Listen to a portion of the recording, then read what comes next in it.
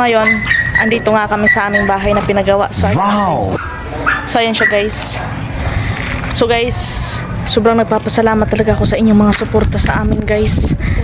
Grabe talaga guys, kung wala kayo hindi namin maaabot to guys. Grabe. Nakapagpagawa kami ng bahay guys. So ayan nakabili kami guys. So, ayan. Sobrang nakaka-inspire talaga mag-vlog guys. Kaya kayo mag-vlog na rin kayo guys. So ayan guys. So ipapakita ko sa inyo guys. Tara guys. So ayan guys, ito na guys. Ito na yung kabuuan niya guys. Siyempre guys, medyo malapit na itong matapos.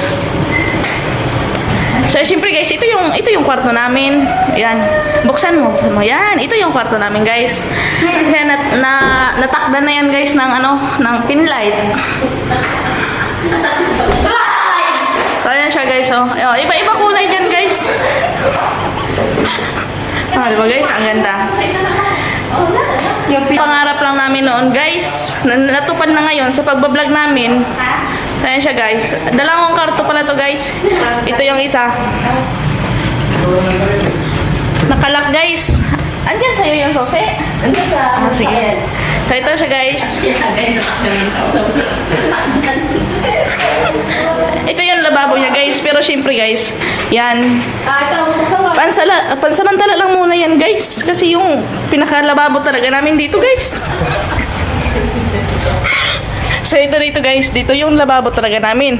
Siyempre guys, may sasakyan kami guys. Garden muna to ngayon guys. Sa susunod guys, parkingan na to ng sasakyan namin. So ito guys. Ayan guys. Ayan yung sasakyan namin guys. Kung nakikita nyo guys, kulay puti yan. Isuzu MU-X yan guys, diba? So guys, sobrang nakaka-inspired talaga mag-vlog guys. Cash of delivery yan guys, ang aming MU-X. Berna, buksan mo nga yung kwarto.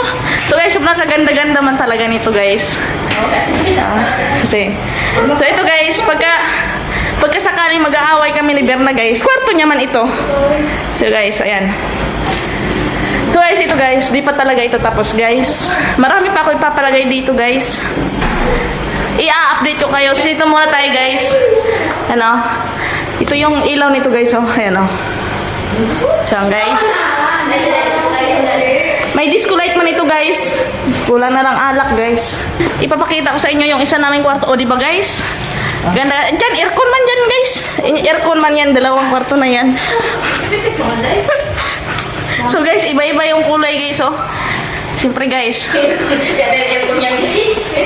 Okay, sobra talaga nakaka-inspire mag-vlog guys. Kaya kung ako sa inyo guys, mag-vlog na rin kayo.